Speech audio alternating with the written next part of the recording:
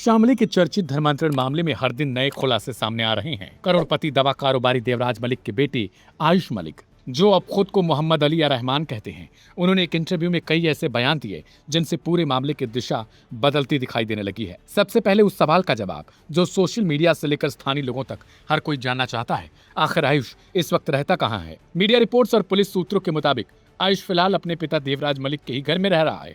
हालांकि उसका जहन सहन पूरी तरीके से बदल चुका है। वह 5 वक्त की नमाज पढ़ता है, दाढ़ी रखता है और इस्लामी जीवन शैली का पालन कर रहा है। लेकिन इसके बावजूद उसने अपने माता पिता का घर नहीं छोड़ा। खुद आयुष ने भी साफ शब्दों में कहा कि वह अपनी माँ को छोड़कर नहीं जाएगा।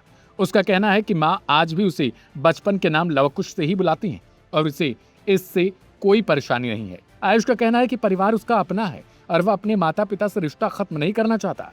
यही बात इस पूरे विवाद को और दिलचस्प बनाती है, क्योंकि एक तरफ पिता देवराज मलिक लगातार आरोप लगा रहे हैं कि उनके बेटे को प्रेम जाल में फंसाकर धर्म परिवर्तन कराया गया, वहीं दूसरी तरफ आयुष बार बार कह रहा है कि उसने अपनी इच्छा से इस्लाम अपनाया और इसके लिए किसी ने उस पर दबाव नहीं बनाया था। आयुष का दावा है कि उसका इस्लाम की ओर झुकाव बहुत पुराना है।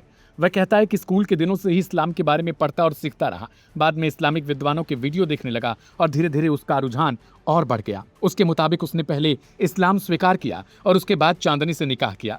लेकिन इस कहानी में अब एक नया एंगल भी सामने आ रहा है। विवाद बढ़ने और मुकदमे दर्ज होने और गिरफ्तारी की कार्रवाई के बाद यह चर्चा तेज है कि चांदनी खुद अब इस रिश्ते से पीछे हटने को तैयार दिखाई दे रही है। हाल ही में आयुष के बयान में भी इसकी झलक देखने को मिली। उसने कहा कि अगर लड़की उसके साथ रहती है तो यह उसका फैसला है और अगर वह उसे छोड़कर चली जाती है तो भी यह उसका व्यक्तिगत निर्णय होगा। आयुष ने कहा उसका असली रिश्ता इस्लाम के साथ है और वह अपने धर्म परिवर्तन के फैसले से पीछे नहीं हटेगा। यानी पहली बार आयुष ने यह संकेत दिया कि उसके लिए अब सबसे बड़ी प्राथमिकता चांदनी नहीं बल्कि उसका नया धार्मिक जीवन है।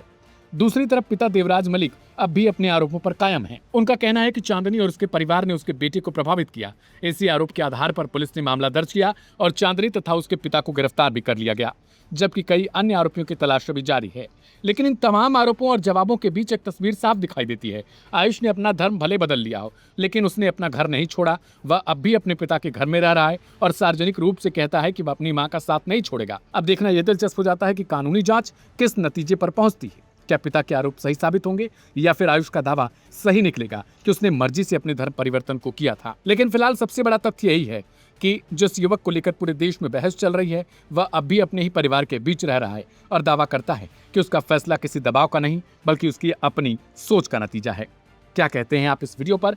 आप अपनी राय जरूर दीजिए।